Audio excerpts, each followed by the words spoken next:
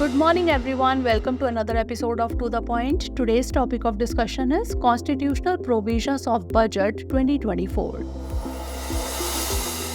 First of all, let's see why is it in the news. Union Finance Minister Nirmala Sitharaman will present the Union Budget for 2024-25 in the Lok Sabha on 23rd July 2024. This is the first budget of the Modi government since the NDA came back to power for a third straight term. Now let's discuss about budget. The Constitution refers to the budget as the annual financial statement under Article 112. In other words, the term budget has nowhere been used in the Constitution. It is a statement of the estimated receipts and expenditure of the Government of India in a financial year which begins on 1st April and ends on 31st March of the following year.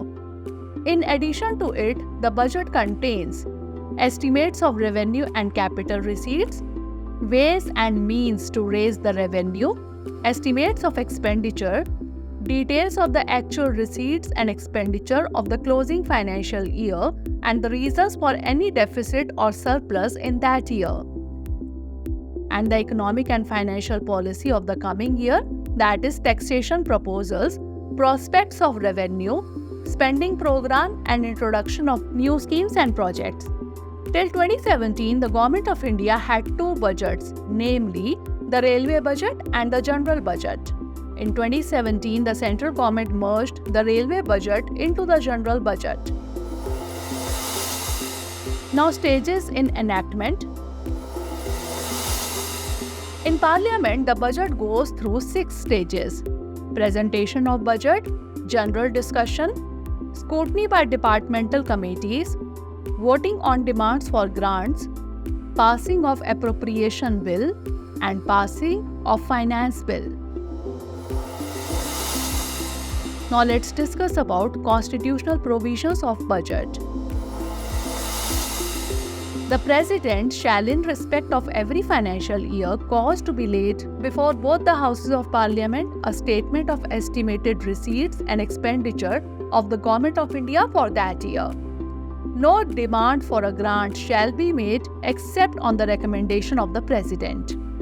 No money shall be withdrawn from the Consolidated Fund of India except under appropriation made by law.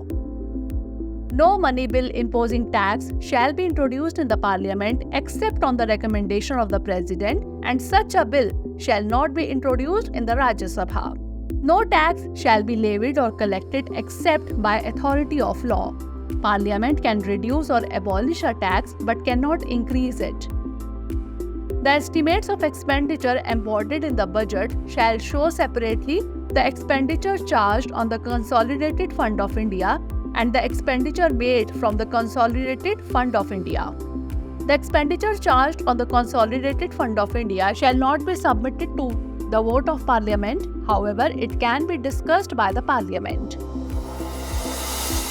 Now is the time for practice question. Consider the following statements about budget. 1. The Constitution refers to the budget as the annual financial statement under Article 110. 2. In 2017, the central government merged the Railway Budget into the General Budget. 3. The term budget has nowhere been used in the Constitution. Select the correct answer using the codes given below. 1 and 2 only, 2 and 3 only, 1 and 3 only, or 1, 2 and 3. Send the answer of this question in the comment section. Stay tuned for the next episode. Thanks for watching.